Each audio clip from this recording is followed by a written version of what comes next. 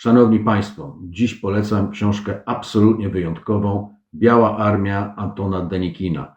Po raz pierwszy zresztą wydana w Polsce przez wydawnictwo Droglo. To nie tylko fascynująca opowieść o heroicznych zmaganiach rosyjskich ochotników przeciwko bolszewikom, ale też bezcenne źródło historyczne stworzone przez jednego z najważniejszych świadków tamtej epoki. To książka, która wciąga, porusza i pozwala zrozumieć dramatyczny wymiar walki z rodzącym się komunizmem. Link do tej i innych książek znajdziecie w opisie dzisiejszego programu. Polecam bardzo serdecznie. Dr Michał Krupa.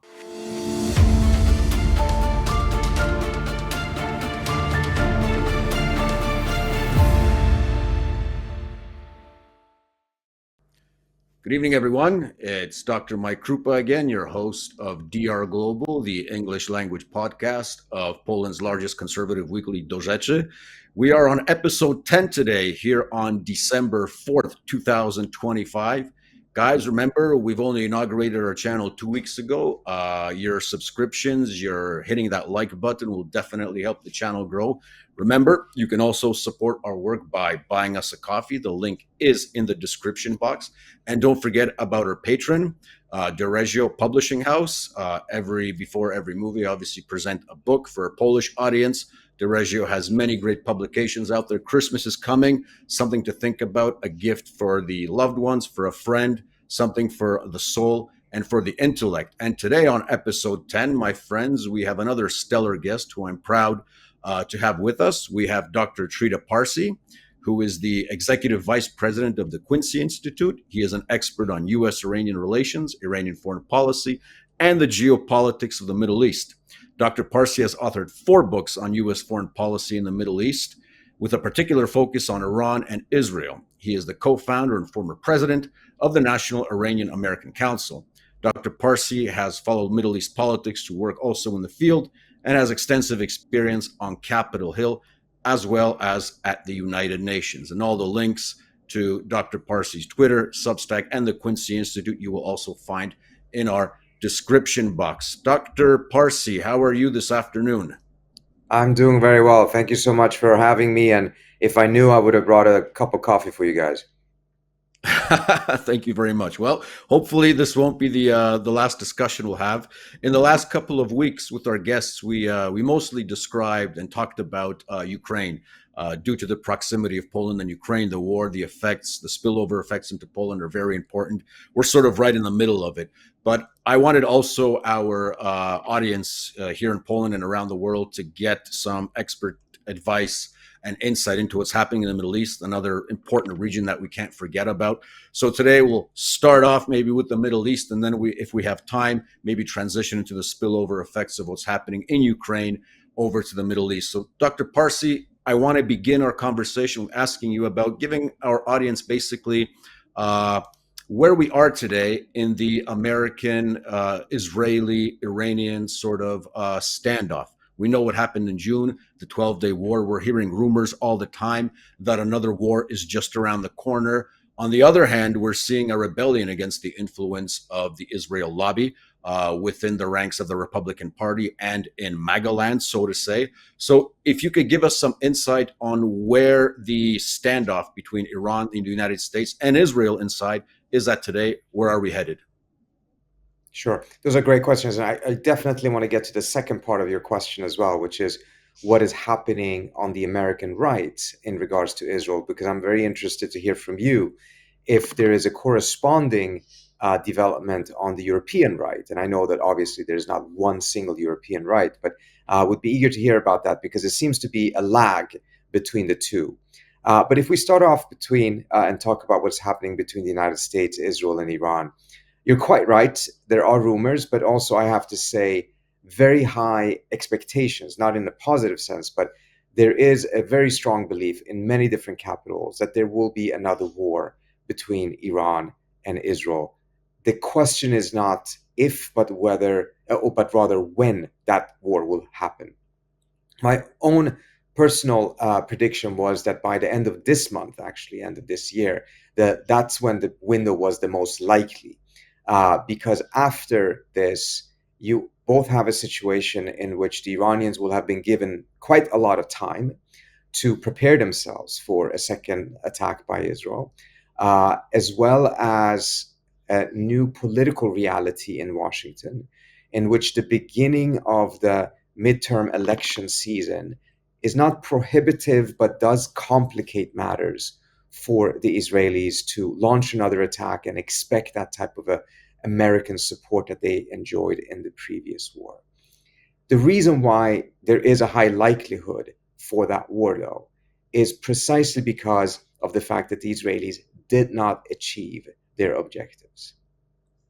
The key objective that they had, which did not get achieved and probably was not even achieved to the degree that they thought could be achieved in just one round of war, is the fact that ultimately the Israelis are looking to subjugate Iran under Israel's military hegemony. They want Iran to become the next Lebanon, the next Syria, a country that Israel can bomb at will, with impunity, without American involvement. Clearly, Iran is not that type of a country today, and it wasn't that even after the first round of attacks, because the Israelis need a tremendous amount of American support to be able to defend Israel against Iranian counterattacks.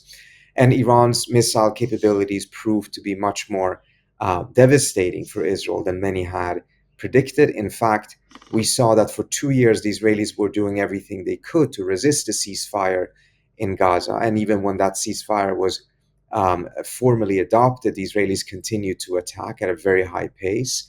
And same thing is true in Lebanon. But with Iran, after 12 days, or actually after 9 days, the Israelis wanted the ceasefire and they have not violated it.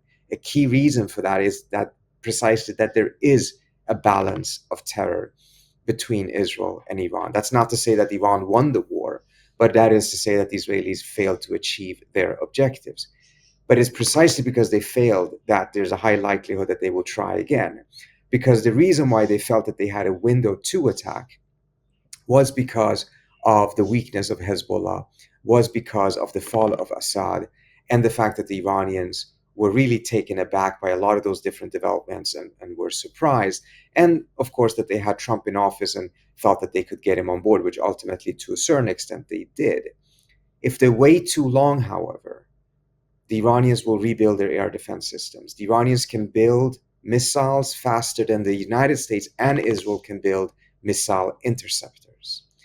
More time would also likely give the Iranians more opportunities to root out much of the Mossad presence that exists in the country right now. And as a result, the longer the Israelis wait, the more likely it is that that window closes and the opportunity to be able to go at Iran again will close. And as a result, this is part of the reason why there is a high expectation that the Israelis will attack again. Again, the time frame can change. It all depends on a whole set of different factors, from military readiness, but also the political window. Now, would the Israelis once again be able to get the United States on board with this type of war? This gets to your second question, which is the dramatic changes that have taken place on the American right vis-a-vis Israel, particularly amongst young American conservatives who define themselves as America first. We've seen this trend beginning years ago, in which polls show that younger Americans, whether Republican or Democrats, were shifting away from Israel already back in 2017.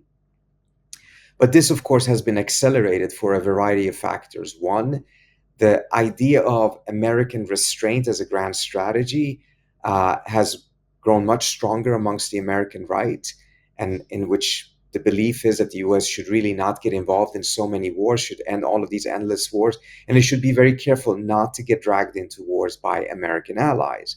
There is perhaps a bit of a politics of grievance there, in which there is a belief, right or wrong, that Israel and other countries have played a key role in dragging the US into previous wars, from Iraq, Afghanistan, as well as Ukraine. And there's a strong reaction to that. For a period, the American conservatives tended to make an exception for Israel. They wanted American restraint, but they made an exception for Israel. They opposed allies dragging the US into war, but they made an exception for Israel. After Ukraine and after October 7th, I think it's clear that that exception no longer holds. since the American right was so negative towards the US's involvement in the Ukraine war, and also against sending money and paying for these wars, it just became too much of a contradiction to make an exception for Israel. Making an exception for Israel essentially negated the entire principle. And once that broke, once that cognitive dissonance became too strong, then we saw a pace in the change on the American right that I think very few people expected. And I think that is part of the reason why Trump, after the Israelis' overreach and attack Doha, shifted and pushed for a ceasefire in Gaza and a peace plan that I personally don't have much faith in, but nevertheless, there was an effort there to break the trajectory that the US and Israel were on. And a large part of that was because Trump recognized that his own base had really turned against Israel and had turned against the US funding, politically protecting, diplomatically protecting, or participating in any of these new wars, including the ones done by Israel, or perhaps even particularly done by Israel. And that then raises a key question of where Trump will be next time the Israelis decide to attack. And will the Israelis even go forward with such an attack if they believe that the likelihood of getting the US on board is much, much tougher than it was back in June? Dr. Parsi, I was watching a podcast with, I'm pretty sure also known to you, former CIA analyst John Kiriakou. I think it was on the Dalton Fisher podcast, or Julian Dorey, actually, sorry.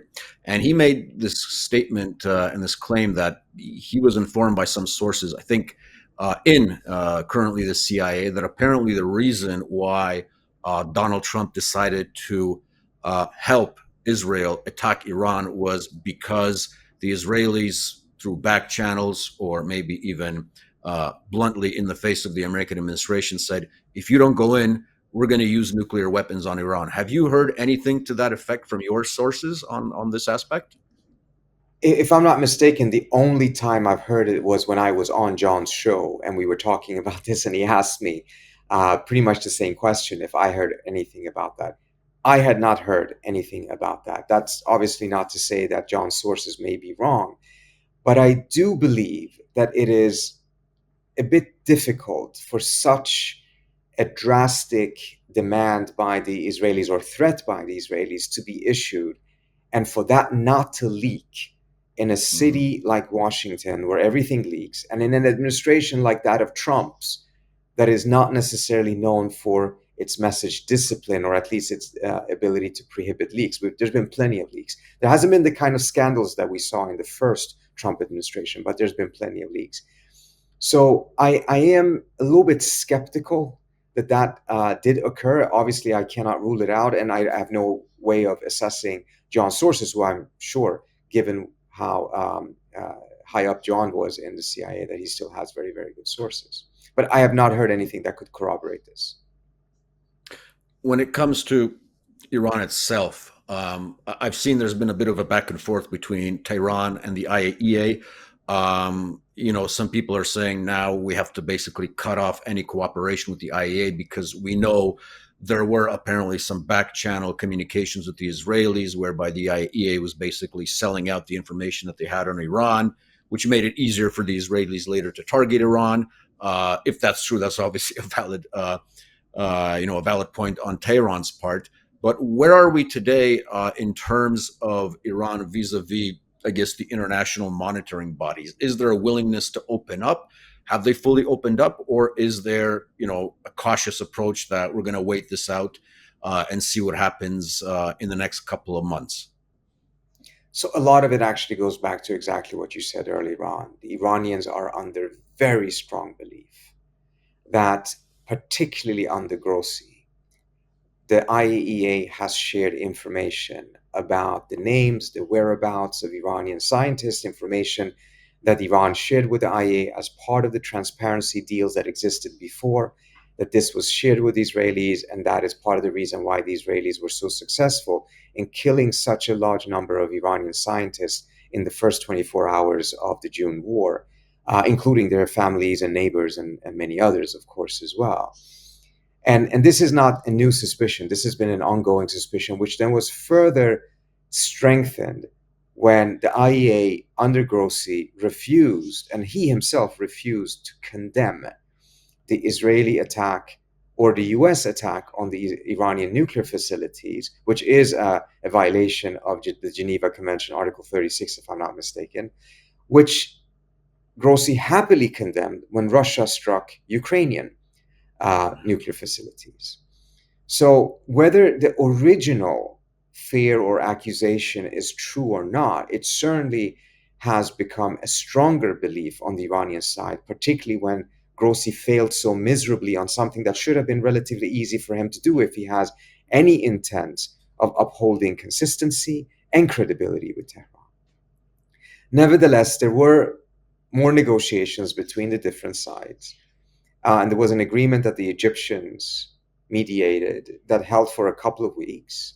But after the Europeans triggered snapback and reimposed all previous sanctions at the UN on Iran, the Iranians said that the agreement brokered by the Egyptians with the IAEA is now also null and void. So the degree of collaboration and transparency is very weak right now.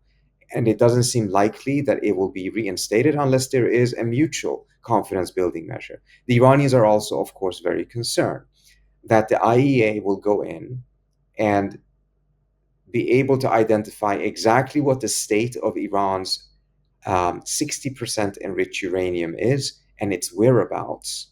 And then as soon as the whereabouts are known, the United States would bomb again. The IAEA has not been able to provide any guarantees that that will not happen, to the best of my knowledge. So you have a very angry mood on the Iranian side in which they don't understand why should they be collaborating with the IAEA, provide transparency if that information is used militarily by the United States or Israel to do more attacks on Iran, particularly when the IAEA is not even willing to condemn those attacks, even though they are clear violations of the Geneva Conventions. That then goes to the larger question on the Iranian side, which is there's really been a significant shift. It started a little bit before all of this, but it really shifted afterwards in the public opinion on this issue. Prior to this, by and large, the Iranian public had not been a force in favor of weaponization and building nuclear weapons. They were strongly in favor of having a nuclear program, a civilian program, having the scientific base, having enrichment, but there wasn't a strong push by the public for weaponization. After Iran got attacked, after the Europeans triggered snapback, even though Iran had been attacked, and the snapback was not designed for a scenario like this or for a purpose like this, the mood has shifted. I haven't seen any credible or decisive opinion polls to show exactly how much it's shifted. But I can tell you that opinion polls in Turkey, I think, are quite interesting to follow. In Turkey, about 50+% of the population favored building a nuclear weapon if Iran went nuclear. After the attack by the United States and Israel on Iran, the public opinion in Turkey shifted. So 56% were in favor of building nuclear weapons, regardless of whether Iran built nuclear weapons or not. So if the public opinion in Turkey, who is a member of NATO and who was not attacked by Israel and the United States, shifted so dramatically in favor of building nuclear weapons, I think it is pretty safe to say that there's also been such a shift on the Iranian side. It's just the extent of it we don't quite know. That then creates a political challenge for the Iranian government to go back to the track of diplomacy and transparency with the IAEA, because the political mood in the country after having been attacked and having been let down by the IAEA from their perception is much, much harsher than what it was before. Dr. Parsi, I know I've had this question before, as by no extent I'm an expert in Islamic theology, especially the Shia variant. But we know that for some time, the edict of the supreme leader was that building nuclear weapons is against Islamic teaching. Hence, that's why Iran never actually developed the bomb, but was always developing nuclear energy for its own domestic use. What is the state of play today? Is the Ayatollah decided that they can build it? Is he on the threshold? Are there discussions on this issue? Because from what I understand, they would have to get I don't know, even a back channel agreement, I guess, from the supreme leader for the guys who are actually building the supposed bomb to do it? Or would they need a public edict that, yes, this is now policy of the Islamic Republic? So first on the fatwa, it is right. The supreme leader of Iran, Ayatollah Ali Khamenei, had issued this fatwa in which saying building, storing, and using nuclear weapons is incompatible with Islam because of the innocents that will be killed in such use. And in fact, during the 1980s Iraq-Iran war, the Iraqis did use chemical weapons on Iran on a very large scale. The chemical weapons were provided, or the components of them were provided by the Netherlands, by Germany, by several European countries. The intelligence that Saddam Hussein used to use those nuclear weapons against Iranian troop formations and civilians was provided by the CIA, particularly after 1986. And as you all know, Saddam also used chemical weapons against Kurdish civilians in 1988, which is where things really shifted against Saddam in the public opinion of the world. During that period, the Iranians did not use chemical weapons, precisely because the previous supreme leader, Ayatollah Khomeini, had an edict against that. So the Iranians take these fatwas quite seriously. Now, from an international perspective, of course, this does not have the strength of international law or even national law from the outside perspective. And as a result, while these may be seen as helpful, they are by no means seen as a guarantee that the Iranians will not build anything. But from the Iranian perspective, essentially, that fatwa stands until that Ayatollah either passes away or he himself changes it.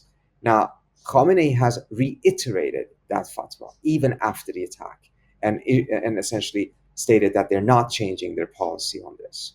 Now, if you're sitting on the outside and you're suspicious, you may very well think, well, precisely if the Iranians have now chosen to build nuclear weapons, they will say that they are sticking to the fatwa, because it would be very foolish to go down the path of building nuclear weapons and declaring it before you actually have succeeded in building nuclear weapons. If you will make a change, you will make it right at the moment when you test that first bomb, not a second before that. So these different fatwas and edicts, etc., don't convince anyone on the outside that is suspicious of Iran. But inside the system, it is interesting because you have changes taking place within the Iranian top elite. There are those, not just on the hardline side, that are of the view that the attack by Israel and the United States has led to a scenario in which Iran's other deterrences are insufficient, and as a result, Iran actually needs to build a nuclear weapon. And they view Ayatollah Khamenei's fatwa as the obstacle to that, and they're actually quite frustrated, and some of those critiques against Khamenei have been increasingly public. You have others who believe that as a result of all of this, the Iranians need to make a full-scale effort to come to peace with the United States. Not just a nuclear deal, but a full peace with the United States. And there again, they see Ayatollah Khamenei's unwillingness to go down that path because of his suspicions of the United States as an obstacle to it. And others who are of the view that the Iran actually, and I think this is a minority view clearly, that believe that precisely because Israel is likely to strike again, the Iranians should strike themselves. Many of these people were against a ceasefire. They believe that the Israelis were really suffering in the last couple of days of that war and that there shouldn't have been a ceasefire. They too see Ayatollah Khamenei as an obstacle to what they want to achieve because he's not in favor of going down the path of war either. So even though from the outside, many of these different things are not seen as sufficiently serious, internally they are seen as real clear obstacles or promises. Dr. Parsi, we're speaking for Poland, so I want to put a Polish angle into what we're talking about. In 2017, during the first Trump administration, there was what I would call a scandalous conference in Poland, basically a conference on how to do regime change. It was hosted, unfortunately, by the then government and city of Warsaw. And I think we had Secretary Pompeo speaking, we had Rudy Giuliani, and if I remember correctly, we also had elements of the so-called Mujahideen, a cult movement. which many people consider to be, I guess, the sort of equivalent of Polish solidarity in Iran, which is, I think, very far from the truth. I'd like you to give us a little brief about the MEK, I believe is the short form. Why is it not in any normal country's interest to host these guys? Because if I'm not mistaken, up until recently, they were still considered terrorists, even by the United States. So that event is still fresh in the minds of a lot of Poles because it did strain relations between Poland and Iran at the time, and especially if you consider, close ties between Warsaw and Tehran. I mean, we have Polish soldiers from the Second World War who are buried on Iranian soil. They're making their way up back to Europe through the Middle East to fight for Poland in the Allied coalition.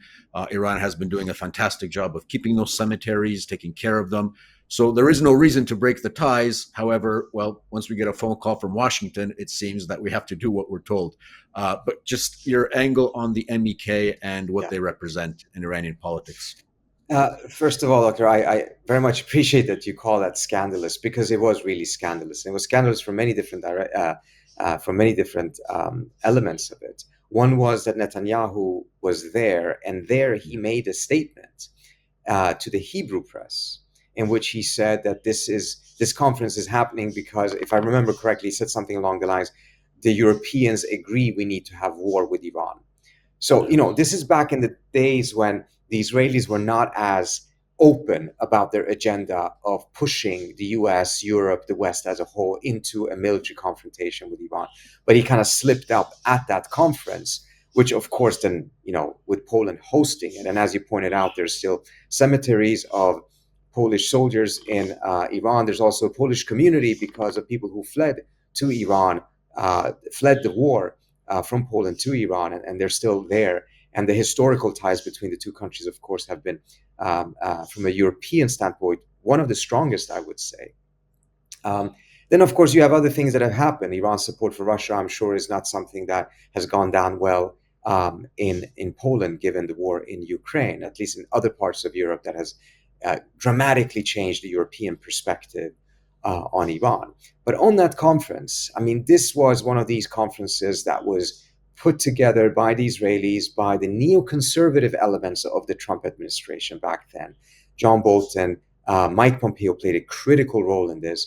And Mike Pompeo, for a long time, has been on the payroll of the MEK. He gets between $50,000 and $100,000 every time he speaks at one of the MEK's conferences. So who are the MEK? The MEK is the first Iranian opposition group against the Shah back in the 1960s that took up arms and fused Marxism with Islamism and increasingly moved in the direction of becoming a cult, and are the ones who introduced suicide bombings into the Iranian political mindset. It simply had not existed before the MEK started using suicide bombers in Iran, originally against the Shah, but I think the main ones took place after the revolution when they were targeting the Khomeini government. They were part of the revolution. They fought with Khomeini, but they had a fallout.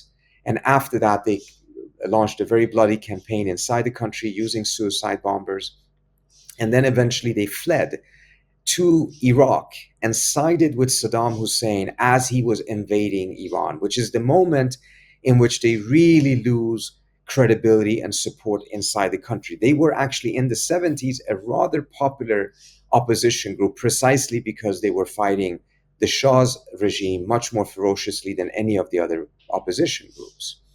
But they completely lost all credibility once they sided with Saddam Hussein, an invader of Iran, and fought with him, and increasingly ended up becoming a mercenary army for Saddam Hussein. Saddam Hussein used the MEK extensively in the 1990s to kill Shias in the south of Iraq, to kill Kurds in the north of Iraq. The CIA described the MEK as Saddam's frontline mercenary soldiers. And they ended up on the terrorist list, of course, because they were involved in numerous terrorist attacks, both in the 1970s, in which they killed a large number of Americans in Iran in terrorist attacks, and then later on, of course, a strain of terrorist attacks against Iranian embassies and other things throughout the world. This landed them on the terrorist list, but then they were launching a major campaign in Washington, paying people from the Republican to the Democratic top officials, governors, etc., hundred thousands of dollars. And that campaign, which in and of itself was illegal, it's one thing for them to challenge the terrorist standing in the court system. They have a right to do so. They do not have a right to pay people in the United States to become their lobbyists and spokespersons, which they did. But Hillary Clinton took them off the terrorist list after a tremendous amount of pressure from the MEK and from all of these different people on the left and on the right that they had paid off.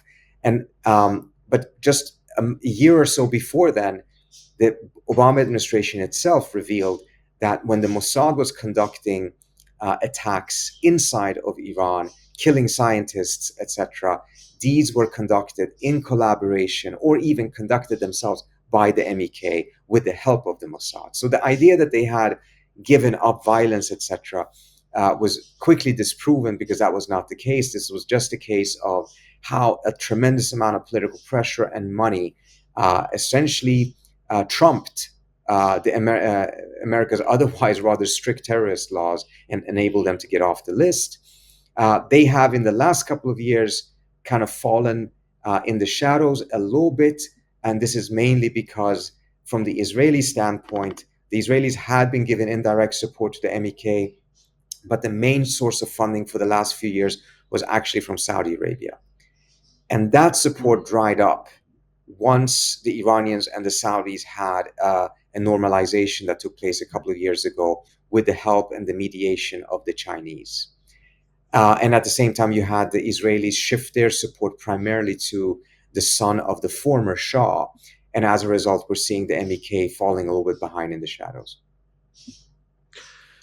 Wow, it seems how convenient it is to forget. You take the MEK off the terrorist watch list. Ahmed al-Shara all of a sudden becomes a great Syrian statesman. And that's sort of foray into my next question in the last 15 minutes that we have, Dr. Parsi.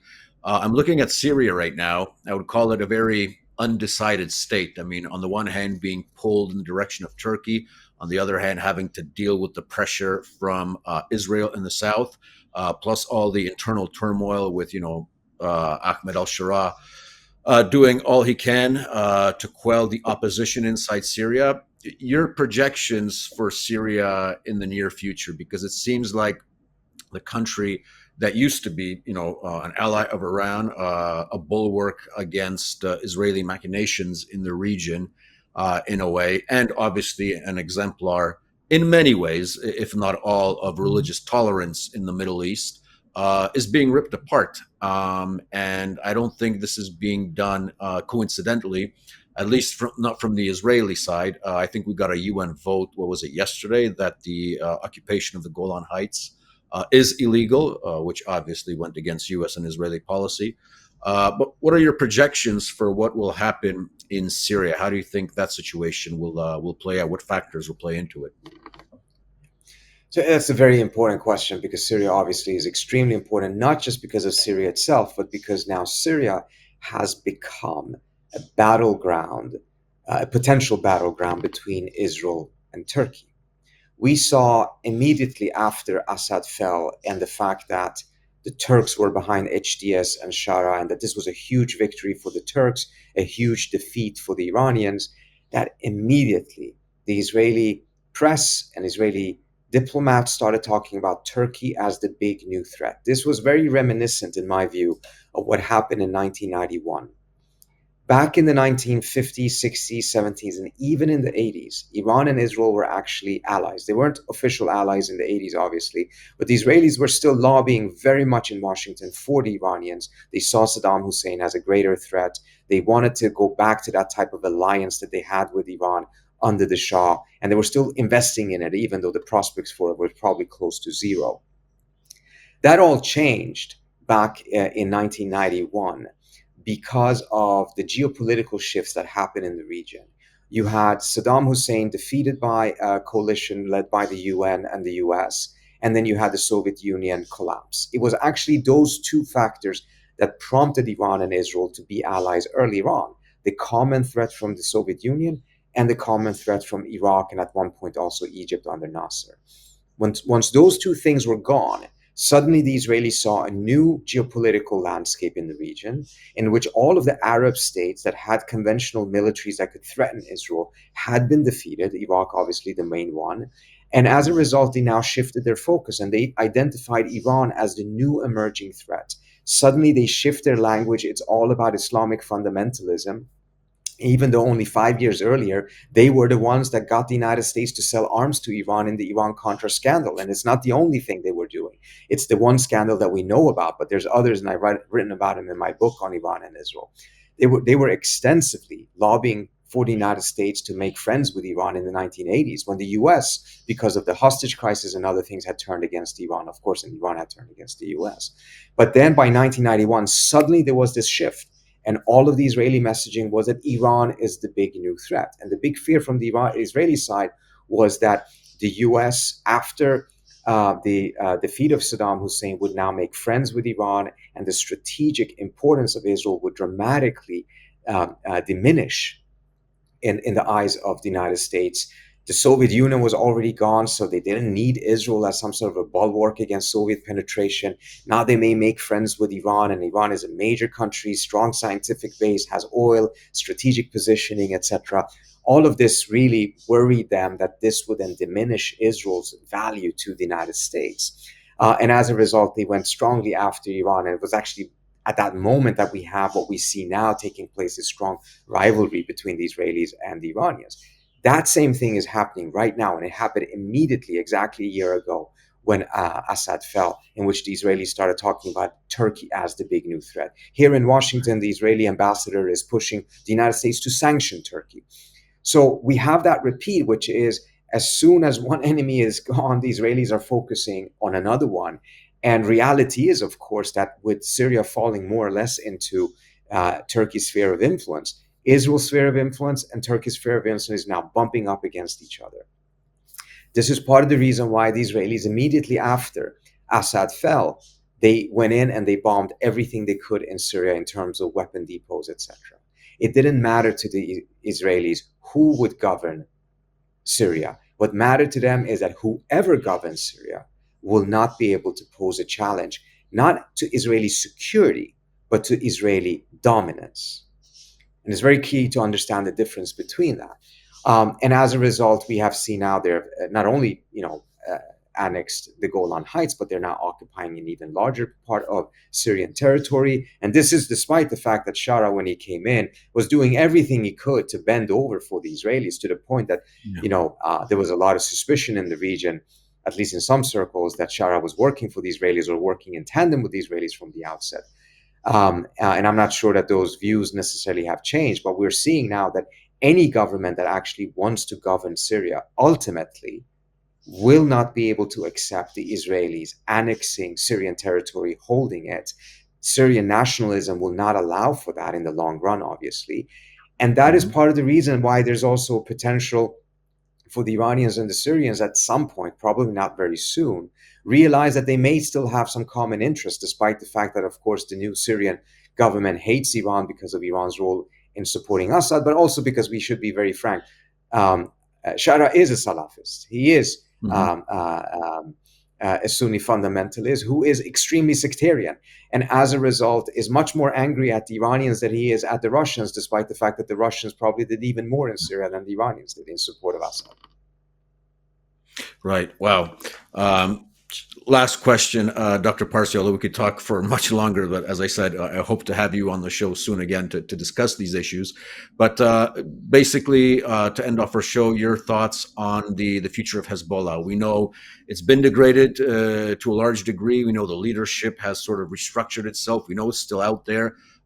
We know that the Israelis and the Lebanese are holding talks just in the recent days for the first time in a long time. I'm talking about the Lebanese government, of course. What are your projections for how Hezbollah will survive or undergo the sort of the diplomatic and the political assault, if not military, which takes place from time to time of Israel on Lebanon? So I think the next couple of weeks are probably going to be quite decisive to see how exactly what direction the US is going to go on this, which then, of course, will have a huge impact on what happens with Hezbollah. The United States has put a December 31st deadline for Hezbollah to disarm. They wanted the Lebanese military to disarm Hezbollah.